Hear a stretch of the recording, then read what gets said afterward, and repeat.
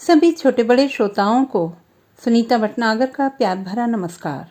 Audio stories के हमारे channel कहानी जगत में आप सभी का स्वागत है। हिंदी कहानियों की श्रृंखला में आइए आज सुनते हैं वंदना शुक्ला जी द्वारा रचित कहानी ईद मुबारक। प्यार दोस्ती में बहुत खामोश और आहिस्ता से दाखिल होता है, पता ही नहीं चलता। दुनिया की इस भरी भीड़ में ये चमत्कार किसी एक के साथ कब, क्यों और कैसे हुआ, और जब तक कुछ होश आता है वो एक बेचैनी भरी कुलबुलाहट लिए ज़हन से जिंदगी तक पूरी तरह अपना कब्जा जमा चुका होता है। आदमी खुद से ही पराजित हो जाता है। फरहा और राघव हालांकि इस खुशनुमा शिकस्त की गिरफ्त में आ चुके थे, लेकिन चाहते हुए भी वो इस विषय में खुलकर कहना तो दूर, सपने भी नहीं देख पाते थे। सपनों के पूरा होने की खुशी से ज्यादा उनके टूट जाने का खौफ उन्हें ज्यादा सालता था। वो सपने जिन्होंने अभी आंखुआना शुरू ही किया था। बावजूद पर्याप्त एहतियात के धीरे धीरे उनकी चाहत खुशबू की तरह उनकी अपनी सहेजी दुनिया से बाहर आने के रास्ते खोजने लगी। और फिर उस दिन उन दोनों की एहतियात की कच्ची दीवार भरभरा कर औंधे मुंह गिर पड़ी जब राघव कॉलेज से लौटकर घर में घुसा। बाबूजी ने उसे आवाज दी जो बरामदे के मोड़े पर बैठे चाय पी रहे थे। राघव बाबूजी के मंतव्य से अनभिज्ञ उनका कहना मानकर उन्हीं के पास रखी कुर्सी पर बैठ गया। ऐसा अक्सर होता ही रहता था। माँ उसकी चाय पहले ही रख गई थी। आज तुम किस लड़की के साथ बैठे थे बस अड्डे पे? पिता जानकी प्रसाद पांडे ने पूछा था राघव से। प्रश्न अप्रत्याशित था और उत्तर होशो हवास खोए बगैर दिया जाने लायक। हाँ, कॉलेज की एक दोस्त है वो। क्या नाम है? फरहा। मुसलमान है? हाँ। क्यों? क्या मतलब? मुसलमान से दोस्ती? हम दोनों तो बस का इंतजार कर रहे थे। ऐसी दोस्ती थोड़ी ही। देख लो, ये ठीक नहीं है। क्या? रोज रोज उसके साथ यूं दिखना? अरे पर बस तो वहीं से मिलेगी ना, लोग देखेंगे तो क्या कहेंगे?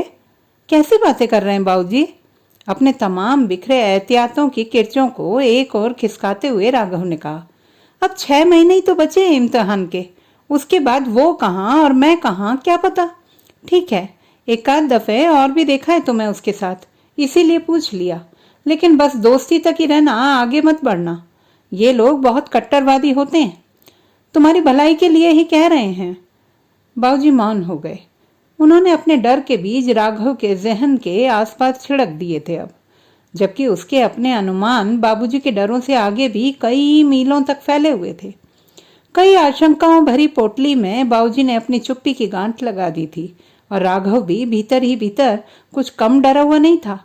उसने भी अपने शेष डरों को अपने मन के बहुत अंदरूनी कोने में दबोच कर बिठा लिया था। खुद से डर दूसरों के डर से ज्यादा डरावना होता है, वो सोच रहा था। क्या सचमुच उसने जो बाबूजी से कहा हम दोनों के रिश्तों के बारे में, ऐसा ही होगा? आंगन में राघव और बाबूजी की खाटें अगल बगल में बिछी हुई थी। रात भर वो बाबूजी से चुपके जागता रहा, बंद आंखों के भीतर, और बाबूजी को भी उस रात प्यास कुछ ज्यादा ही लगी थी। बार बार उठकर खाट के बगल में रखे स्टूल पर से पानी भरकर पीते रहे। आखिरी साल की परीक्षा निकट आ रही थी और फरहा और राघव दोनों की नाउम्मीदें कयामत के रोज के करीब खिसक रही थी, जिसके आगे सिर्फ अंधेरे थे। अपना लिखना पढ़ना छोड़कर बस अलविदा कहने के दिन की अनचाही प्रतीक्षा कर रहे थे वो। तभी एक दिन विस्फोट हुआ, आखिरी तदबीर का, अपनी शंकाओं और घुटन का। और राघव ने फरहा से कॉलेज से लौटते वक्त रास्ते में बीच में पड़ने वाली उस टी शॉप पर मिलने के लिए कह दिया। वो आई उसी चाय की दुकान में। ग्राहकों के लिए कनात को घेर कर जो छोटे केबिन बना दिए गए थे, उन्हीं में से एक में वे दोनों आमने सामने खड़े हुए थे। अचानक राघव को न जाने क्या सूझा, उसने फरहा का हाथ पकड़ लिया। वो बुरी तरह सकपका गई। शादी करोगी मुझसे? प्रश्न अप्रत्याशित था। ये क्या कह रहे हो राघव? मैंने तो कभी सोचा ही नहीं इस बारे में। तो सोचने के लिए ही तो कह रहा हूँ फरहा। तुम भी मुझसे इश्क करती हो जैसे मैं तुमसे। यदि ये मेरी गलतफहमी है तो मैं वाकई अपनी इस बदतमीजी के लिए शर्मिंदा हूँ और तुमसे माफी मांगता हूँ। वो नीची गर्दन किए सोचती रही। जरा भी हिम्मत नहीं सच, हौसले पस्त हैं, फिर भी देखती हूँ कोशिश करके। घर लौटते वक्त वही रास्ते थे, वही दुकानें और सड़कों पर दौड़ते वैसे ही रोज की तरह वाहन, लेकिन फरहा के दिल में मचे तूफान से बेखबर। आज सब चीजें उसे एक अजीब तरह से डरा रही थी। अम्मी, आपसे कुछ बात करनी है। रात में जब अम्मी उसके बालों में तेल लगा रही थी तब उसने अपनी बची कुची हिम्मत बटोर कर उनसे कहा था। हाँ कहो। लेकिन जो फरहा ने कहा, अम्मी का शक अभी तक उसके आसपास भी नहीं फटका था, लिहाजा वो भीतर से कांप ही उठी। ये क्या कह रही हो? दिमाग खराब हो गया है क्या तुम्हारा? अपनी पसंद का लड़का, वो भी काफिरों के खानदान का? ना ना, ये तो नामुमकिन है। अपनी जुबान से भी ना निकालना बिटिया, कहर ही हो जाएगा। अम्मी, खुदा के लिए ऐसे ना कहो, कुछ तो रहम करो हम पर। वो बहुत ज़हीन लड़का है, निहायत शरीफ और भरोसेमंद। आदतें भी कोई बुरी नहीं है उसमें। शराब सिगरेट वो छूता भी नहीं। हम जानते हैं उसके घर में भी कोई पाबंदी नहीं होगी। उसके वालिदैन बहुत सीधे लोग हैं। यकीन करो अम्मी, हम कबूल भी कर लें लेकिन घर के मर्दों को कौन समझाएगा? पुराने शहर वाले अपने मामू और चाचू को तो तुम जानती ही हो, काट कर फेंक देंगे जुबां भर से निकाल दिया तो। वो बोली, आप अब्बू से कहिए ना, अब्बू तो मान जाएंगे, लेकिन और लोग? और फिर और लोगों से जैसी कि उम्मीद थी साफ इनकार हो गया। सब कुछ उम्मीद के मुताबिक ही हो रहा था। फरहा ने कॉलेज आना जाना बंद कर दिया था। पता पड़ा वो बीमार हो गई है। हिंदी फिल्मों की तरह उसे घर से निकालना बंद कर दिया गया था और इम्तिहान भी वो बुर्का पहनकर किसी घरवाले के साथ ही आती थी, जो उतनी देर बाहर चौकसी करता बैठा रहता। ये राघव और फरहा की जिंदगी के सबसे बुरे दिन थे। इम्तिहान खत्म हो चुके थे, 2 महीने भी बीत चुके थे। न फरहा और न राघव को ही अपने भविष्य का कोई पता था। खैर, जीना कभी कभी मजबूरी हो जाता है और तब हालातों से समझौता करने के सिवा कोई चारा नहीं बचता। 6 महीने बीत चुके थे और घर में एक खुशी का नन्हा सा शिशु पैदा भी हो चुका था। राघव की नौकरी एक बैंक में लग गई थी, लिपिक के पद पर। मोहल्ले भर में लड्डू बांटे गए। कुछ दिन हुए राघव को नौकरी ज्वाइन किए हुए। राघव के दिल में उदासी के घने कोहरे से अनभिज्ञ घर भर अभिभूत था इस उपलब्धि पर। उनके सपने साकार हो रहे थे जो राघव की जिंदगी से जुड़े थे, लेकिन राघव जैसे एक मशीन में तब्दील हो चुका था। बस घर से बैंक और बैंक से घर, यूं भी ज्यादा बोलने की आदत नहीं रही उसकी कभी। मन के भीतर अफसोस और फरहा की यादों समेत कई तहखाने बन चुके थे, अंधेरे, निस्पृह और खामोश, जिनके भीतर उसका अकेलापन चुपचाप आहें भरा करता। उस दिन जब वो बैंक से घर आया तो अम्मा ने बताया कि किसी का फोन आया था, तुमसे मिलना चाहते थे।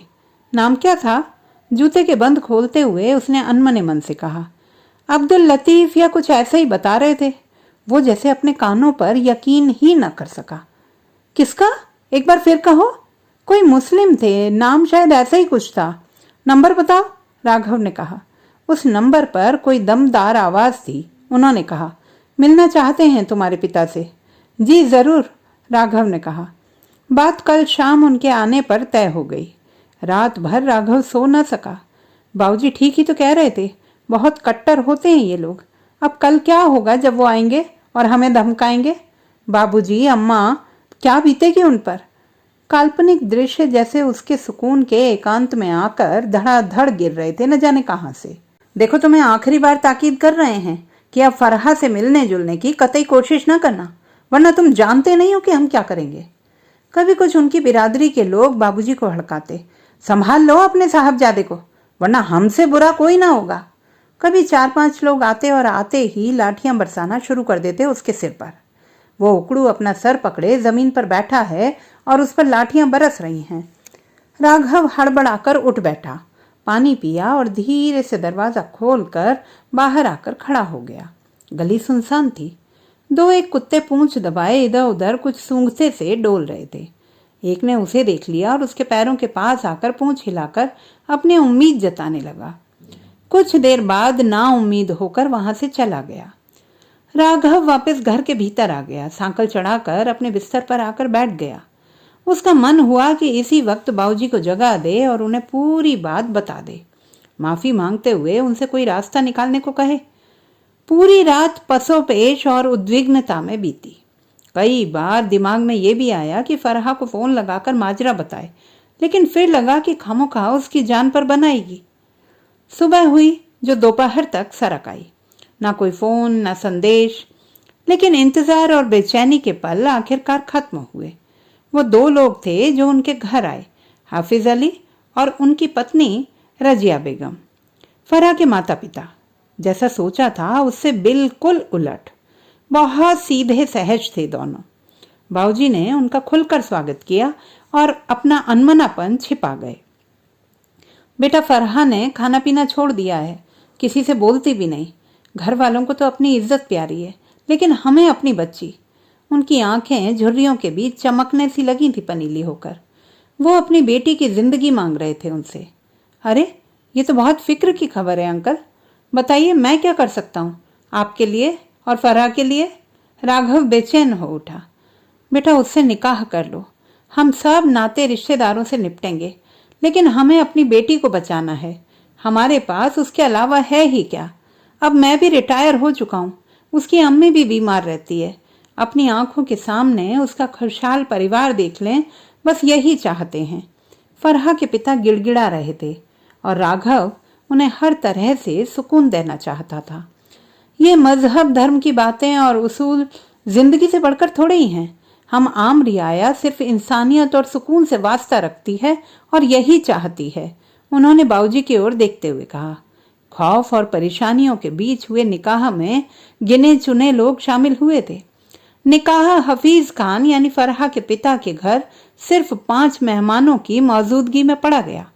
करीमपुर से आए फरहा के बाबा हकीमुल्ला खां, जो स्वतंत्रता संग्राम में अपनी हिस्सेदारी कर चुके थे और एक तरक्की पसंद इंसान थे, उनकी बीबी रहमानी और फरहा के रिश्ते के एक चाचा जो हफीज साहब के दोस्त भी थे, और उनकी बीबी, उनके अलावा मौलवी साहब।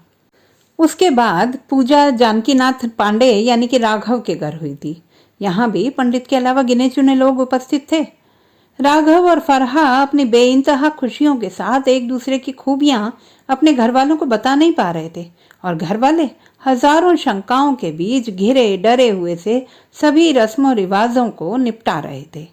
फरहा राघव के घर आ गई। उन दोनों ने पहले ही दिन ये समझौते किए कि वे किसी के धर्म में विघ्न नहीं बनेंगे और एक दूसरे के परिवारों का सम्मान करते हुए बहुत सहजता से जीवन यापन करेंगे। फरहा ने अपनी समझदारी और काबिलियत से जल्दी ही सबको अपना मुरीद बना लिया, जिनमें सबसे पहले थे अम्मा और बाबूजी। उनकी सारी की सारी नाउम्मीदियां उम्मीदों में बदलती जा रही थी, जो उनके उत्फुल्ल चेहरों और कार्यकलापों में स्पष्टतः दिखाई देती थी।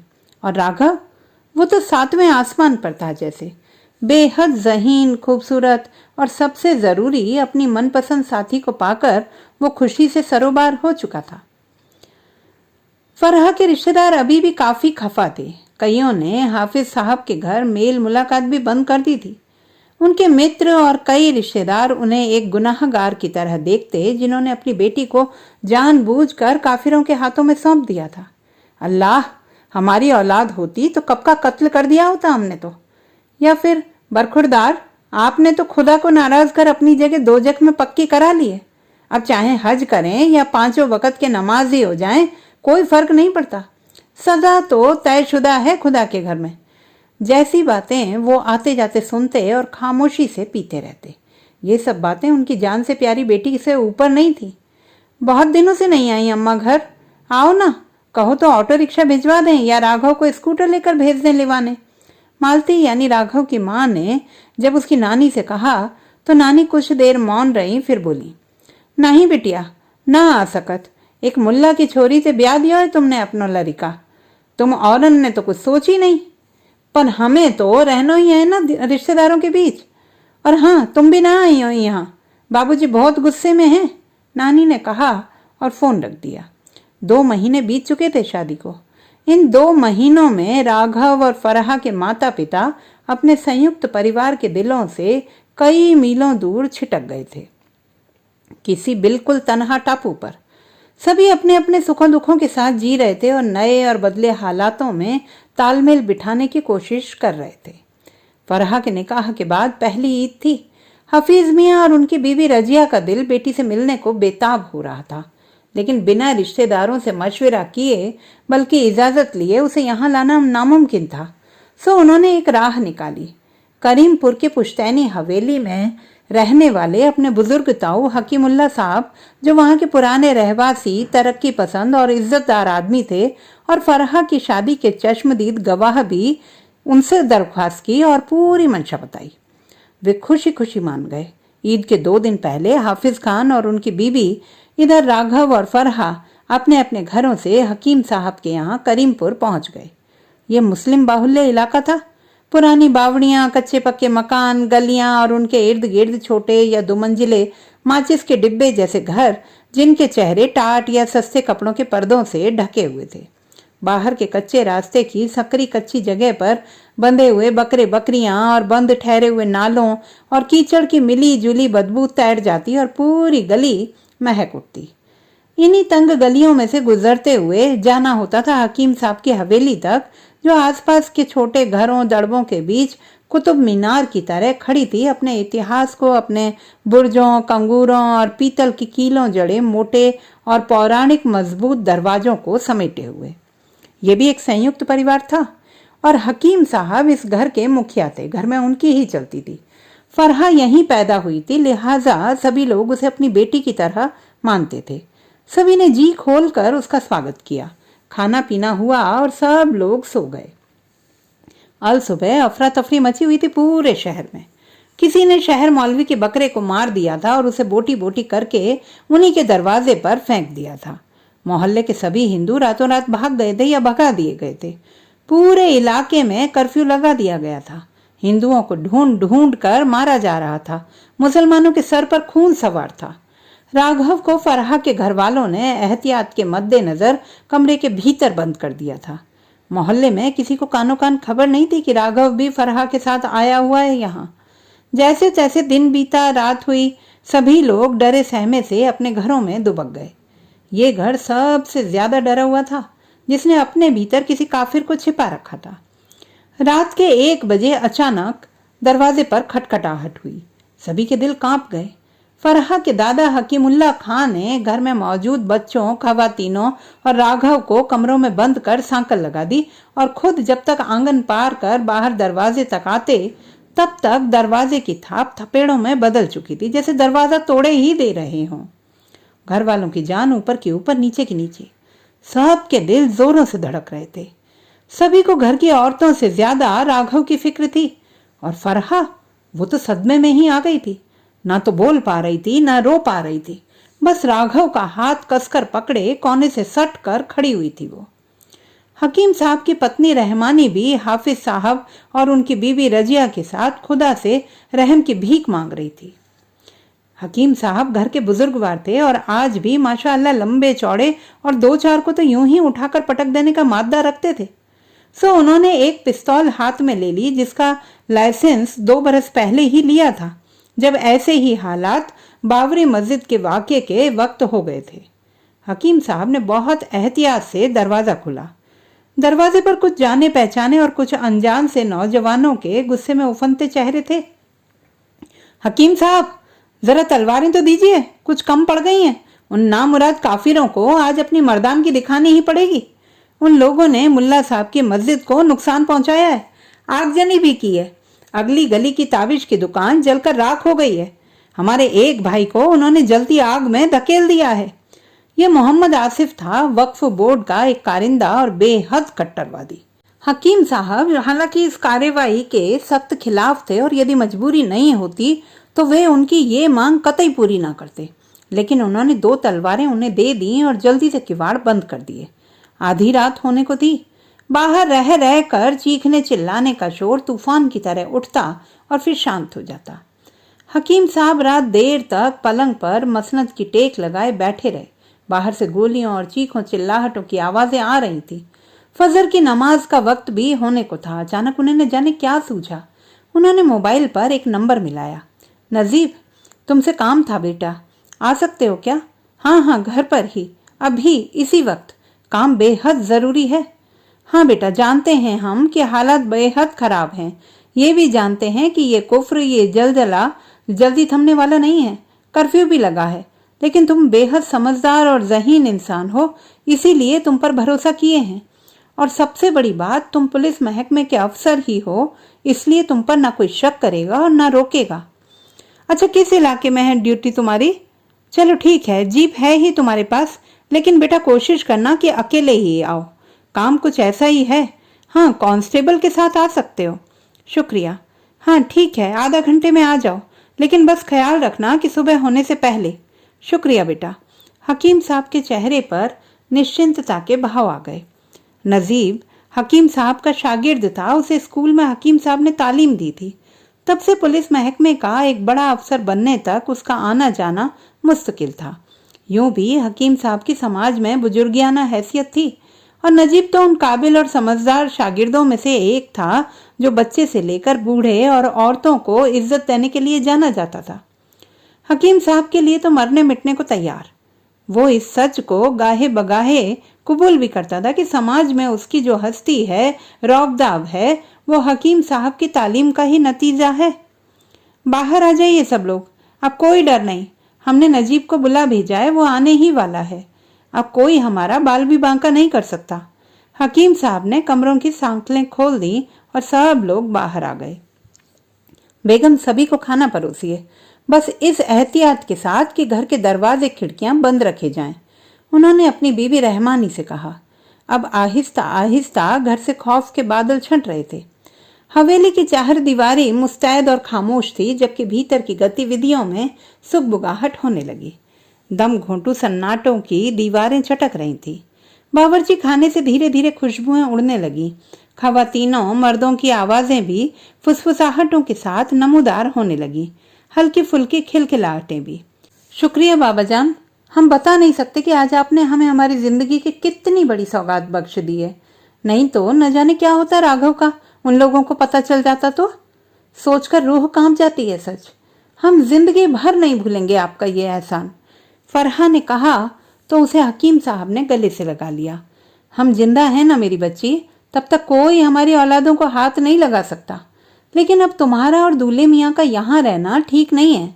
हमने बंदोबस्त करवा दिया है तुम्हारे जाने का। नजीब आ रहा है, वो खुद तुम दोनों को हिफाजत से तुम्हारे घर तक पहुंचा देगा। जी दुरुस्त बाबाजान, फरहा ने उसी शायस्तगी से कहा। अब जल्दी जल्दी तुम लोग कुछ खा पी लो, सुबह होने में अभी वक्त है। कल से किसी ने कुछ खाया नहीं है। अब घर जाकर तुम लोग ईद मनाना अब्बू के घर, वहां माहौल ऐसा नहीं होगा। जी बाबाजान।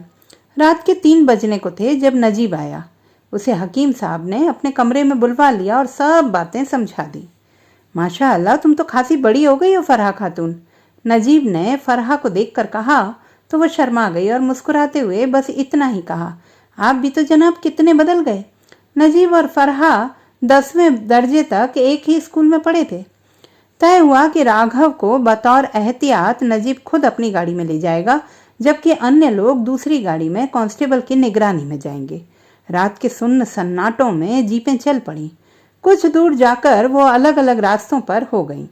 फरहा ने जब कांस्टेबल से पूछा तो उसने बताया कि ऐसा एहतियात के लिए ही किया गया है। दूसरे दिन दोपहर होने को आई, पर उन लोगों के पहुंचने की खबर नहीं मिली। शहर भर में हड़कंप मचा हुआ था। हकीम साहब बार बार फोन मिलाते रहे, कभी नजीब को, कभी बेटी दामाद को, कभी अपने भतीजे हाफिज को, और नो रिप्लाई देखकर फिर हाथ बांधे टहलने लगते आंगन में इधर से उधर। तभी फोन की घंटी घनघना उठी। उन्होंने दौड़कर फोन उठाया। एक घबराई हुई सी आवाज गूंज रही थी उसमें। हकीम साहब, एक मर्द की लाश मिली है नहर के पास की झाड़ियों में। लोग बाग बता रहे हैं किसी हिंदू की है। उम्र कोई 25-26 बरस है। किसी ने कहा कि कल रात को हकीम साहब की हवेली से 2 गाड़ियां गई थी। हकीम साहब को लगा कि उनकी सांसें रुक रही हैं। बरखुरदार, कौन हैं आप? खैर जो भी हैं, अल्लाह के वास्ते जरा जल्दी और पूरा वाक्य बताइए। बस इतना ही जानते हैं खान साहब हम। और फोन कट गया। हकीम साहब ने जल्दी से शेरवानी और टोपी पहनी और स्कूटर उठाकर नहर की ओर चल दिए। अभी दोपहर थी और कर्फ्यू में थोड़ी देर की ढील दी गई थी। नहर उस पुराने शहर की कोई नदी रही थी जो अब नहर कहलाती थी, और अब तो नाम ही नहर था। असल में थी अब एक गंदा मटमैला नाला ही, जिसमें पूरे इलाके की गंदगी बहती थी। ये छोटी मोटी पहाड़ियों और झाड़ियों से घिरी हुई थी। नहर के आसपास की पथरीली और उबड़ खाबड़ जमीन पर लोग छत्तों की तरह छितराए हुए थे और आपस में बातचीत कर रहे थे। हकीम साहब को देखते ही उन लोगों ने उन्हें अदब से सलाम किया और फिर उस लाश के बारे में बताने लगे, कुछ दूरी पर जो पड़ी हुई थी, और उसके इर्द गिर्द कुछ पुलिस वाले भी खड़े हुए थे। हकीम साहब तेजी से उस लाश की ओर गए। चेहरे पर कीचड़ और खून के धब्बे थे, शरीर के कपड़े फटे हुए और लहूलुहान थे। चेहरा समझ में ही नहीं आ रहा था। आशंकाएं बहुत जिद्दी और क्रूर होती हैं। ना चाहते हुए भी वो मन के सुकून के किसी कोने में ठसकर बैठ जाती हैं और टीसती रहती हैं। कभी कभी तो उत्पात मचा देती हैं दिल में। घबराहट में हकीम साहब भी याद करने की तमाम कोशिशें कर रहे थे, पर कोशिशें नाकाम हो रही थी कि कल राघव ने कौन से रंग के और क्या कपड़े पहने हुए थे। लेकिन उनकी इस शंका पर नजीब की भलमनसाहत तुरंत ही अपना नर्म हाथ रख देती और हकीम साहब एक बार फिर भटक जाते सवालों के जंगल में मन ही मन। बस इतना ही पता चल पाया था कि ये कोई हिंदू था जो पुलिस मुठभेड़ में मारा गया। फोन की घंटी बज रही थी। उनके भतीजे हाफिज का फोन था। चचा, फरहा और हम लोग तो घर पहुंच चुके हैं, लेकिन दामाद जी अभी तक नहीं पहुंचे हैं। यहाँ वो नजीब साहब के साथ दूसरी जीप में थे। फरहा का बुरा हाल हो रहा है रो रो कर। हकीम साहब की आशंका एक कदम और बढ़ गई और उनके हौसले कई गुना पस्त हो गए। लाश को पोस्टमार्टम के लिए भेज दिया गया। जनाब, अब जल्दी से घर तशरीफ ले जाएं, कर्फ्यू बंद होने का ऐलान हो चुका है, एक पुलिस वाला उनसे कह रहा था, जो उनके दिल के कोहराम से बिल्कुल अनभिज्ञ था। खैर, उसके बाद हकीम साहब पुलिस चौकी, अखबार के दफ्तर, सब जगह का चक्कर लगाकर वापस घर लौट आए। अफवाहों और सच्चाइयों के बीच एक खबर ये भी आकाश में धुएं की लकीर सी उठ रही थी कि मरने वाला आदमी करीमपुर के किसी घर का मेहमान था जो कल ही आया था। अब तो कोई शक ही नहीं रह गया था उन्हें। घर में अपनी बीबी रहमानी को उन्होंने अपना शक बताया और वो दोनों अस्पताल आ गए। लाश को फिलहाल अस्पताल की मॉर्चरी में रखा गया था। तुम यहाँ बैठो, मैं डॉक्टर से मिलकर आता हूँ, उन्होंने पत्नी से कहा और एक केबिन में घुस गए, जिसके आगे डॉक्टर रोहित बजाज का बोर्ड लगा हुआ था। डॉक्टर अधेड़ और गंभीर किस्म का आदमी था। डॉक्टर, एक लाश को लाया गया है सुबह पोस्टमार्टम के लिए। हाँ, अभी सीएमओ का फोन आया था, शाम तक होगा उसका पोस्टमार्टम। कोई परिचित है? डॉक्टर ने कागज पर कुछ लिखते हुए ही पूछा। जी हाँ, हमारा दामाद है। कल आए थे वो लोग यहाँ ईद मनाने, अभी अभी शादी हुई थी। कोई लफड़ा था? हाँ। क्या? वो हिंदू था, उन दोनों ने पसंद से शादी की थी। ओह, अचानक डॉक्टर के मुंह से निकला। लड़का क्या करता था? बैंक में नौकर था, बेहद ज़हीन और सीधा साधा। हकीम साहब गमगीन हो उठे। होता है कभी कभी ऐसा भी। ठीक है, देखते हैं, कहकर डॉक्टर उठ गए। डॉक्टर साहब, लाश देखना चाहते थे एक बार। हकीम साहब ने कुर्सी से उठते हुए डॉक्टर से कहा। सॉरी जनाब, अभी नहीं दिखा सकते आपको, पुलिस की तरफ से यह आदेश है हमें, कहकर डॉक्टर चले गए। हकीम साहब भी बाहर निकल आए। शाम को जब हकीम साहब दोबारा अस्पताल आए तो बहुत अंदर की बात पता चली थी। वो ये थी कि उस हिंदू युवक को, जो यहाँ किसी के यहाँ मेहमान बनकर आया था, उसे कट्टरपंथी कहकर पुलिस द्वारा बुरी तरह पीटा गया था, और जब इससे भी संतुष्टि नहीं मिली उन दरिंदों को तो उसे गोलियों से भून दिया था और पूरी घटना को पुलिस ने मुठभेड़ का नाम दे दिया था। डॉक्टर रोहित बजाज पर गलत रिपोर्ट जारी करने का दबाव था। फिलहाल वो रिपोर्ट देकर घर चले गए हैं। हकीम साहब तो वैसे ही दुखी और परेशान थे। जब उन्होंने ये सुना तो उनका खून खौल गया। लाहौल विला कुव्वत, नजीब इतना नीच, वो तो ख्वाब में भी नहीं सोच सकते। आदमी किस कदर बनावटी हो चुका है, कितना जहर भरा है उसके भीतर। और ऊपर से उन्होंने आनन फानन में अपने एक मित्र, जो एक स्थानीय अखबार का संपादक था, को फोन पर सारी घटना बताई। फिर उन्होंने कलेक्टर ऑफिस में फोन करके इस घटना के बारे में जानकारी दी। अब छिपाने से भी क्या फायदा था, जब दामाद मार ही दिया गया था। लिहाजा वो पुलिस चौकी गए और वहां नजीब की नामजद रिपोर्ट लिखवाई और उसमें यह भी लिखवाया कि उनका हिंदू दामाद राघव पांडे बेहद ज़हीन और सीधा साधा इंसान था, और पुलिस अफसर नजीब, जिस पर उन्हें बेइंतहा भरोसा था, उसी के साथ कल रात बतौर एहतियात उन्होंने अपने दामाद राघव को भेजा था, खैरियत से उसके ठिकाने पहुंचा देने के लिए। और उसी नजीब ने अपनी कट्टरवादिता के चलते राघव को हिंदू होने के जुर्म में मुठभेड़ का नाम देकर वहशियाना तरीके से मार दिया। इतने पर भी हकीम साहब को सुकून नहीं मिला और अपने एक वकील मित्र के साथ वो फिर से नहर के इलाके में गए जहां रात में उनके दामाद का कत्ल हुआ था। वहां इंसानियत का हवाला दे उन 2 चश्मदीद गवाहों को तैयार किया गवाही देने को, जो पहले ना नुकर कर रहे थे पर हकीम साहब की गुजारिश पर गवाही देने को तैयार हो गए। हकीम साहब बुरी तरह आहत थे। एक असोची क्रूर सच्चाई उनके सामने बेशर्म सी खड़ी थी। सच यही था कि ईद मनाने आई उनकी नई ब्याहता पोती बेवा हो चुकी थी, जिसका जिम्मेदार उनका सबसे भरोसेमंद शागिर्द ही था, बल्कि वे खुद भी। ये सच वो बर्दाश्त नहीं कर पा रहे थे। न एहतियात के तौर पर उस रात नजीब को बुलाते, न फरहा और राघव को सुरक्षित घर पहुंचाने की बात सोचते। इससे तो अच्छा था कि वो 2 दिन बंद घर में ही बिता देते, किसी को कानो कान खबर भी नहीं होती और राघव की जिंदगी बच जाती। लेकिन अब ये सब सोचने से क्या फायदा? जो होना था वो तो हो ही गया। आज उन्हें पहली बार ये एहसास हुआ कि पार्टीशन के वक्त बेहतर होता कि वो जिद पर ना अड़ते और पाकिस्तान ही चले गए होते अपने अपनों के साथ। कम से कम अपनी जवान पोती के बेवा हो जाने के इस कलंक से तो बच जाते। उनकी बीबी रहमानी तो रो रो कर बावले हुई जा रही थी। हाय मेरी फूल सी बच्ची, खुदा उन दरिंदों को खून के आंसू रुलाए जिसने उस बच्ची का सुहाग लूट लिया, उसके बेकसूर शौहर को मौत की नींद सुला दिया। वो बौराई सी बड़बड़ा रही थी और हकीम साहब गम की थकान के बोझ से लुटे पिटे दीवान पर निढाल पड़े थे, आंखें मीचे। या अल्लाह, बुढ़ापे में ये दिन भी देखने थे। फोन की घंटी बजी जा रही थी। 2 बार पूरी घंटी बजकर बंद हो चुकी थी, तीसरी बार फिर घनघना रही थी। पर हकीम साहब को तो जैसे होश ही नहीं था। जानते थे कि राघव के बारे में पूछ रहे होंगे। क्या जवाब देंगे वो उन्हें कि वो क्यों नहीं पहुंचा घर अभी तक? कैसे बताएंगे उन्हें कि वो अब इस दुनिया में नहीं? फोन की घंटी लगातार और बार बार बजी जा रही थी। घर में काम करने वाली नाजो ने आकर फोन का रिसीवर उठा लिया। हेलो, जनाब हकीमुल्ला खान साहब के यहाँ से बोल रही हैं मोहतरमा? वहां से एक औरत का स्वर सुनाई दिया। जी हाँ, फरमाइए, क्या कहना है? जरा हकीम साहब को फोन दीजिए। नाजो ने कुछ देर सोफे पर निढाल पड़े हकीम साहब को देखा और फिर उनकी बीवी रहमानी को, जो लस्त हो चुकी थी रो रो कर और अब आंखों को मूंदे दीवान पर पड़ी हुई थी। जी, हकीम साहब की तबीयत नासाज है कुछ। ठीक है, उनसे कहिएगा कि फरहा का फोन था। फरहा बीबी? नाजो ने दोहराया। फरहा का नाम सुनते ही हकीम साहब उठ बैठे। नाजो से रिसीवर लेकर बहुत गमगीन से बोले, जी बिटिया, हम बोल रहे हैं आपके बाबा। हमें अफसोस है बिटिया।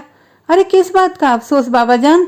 हमने तो आपको शुक्रिया देने के लिए फोन किया था और ये खबर पहुंचाने के लिए कि राघव सही सलामत पहुंच गए हैं दिल्ली। नजीब को बेहद परेशानियों का सामना करना पड़ा। अल्लाह उनके खानदान को बरकत बख्शे। ईद मुबारक आप सभी को। हकीम साहब कभी अपने हाथ में कांपते फोन के रिसीवर को और कभी अपनी सिसकती हुई बीबी रहमानी को देखे जा रहे थे। तो दोस्तों, ये थी हमारी आज की कहानी। आपको कैसी लगी कमेंट बॉक्स में लिखना ना भूलें। चैनल को सब्सक्राइब करें, लाइक करें और मित्रों के साथ शेयर करें।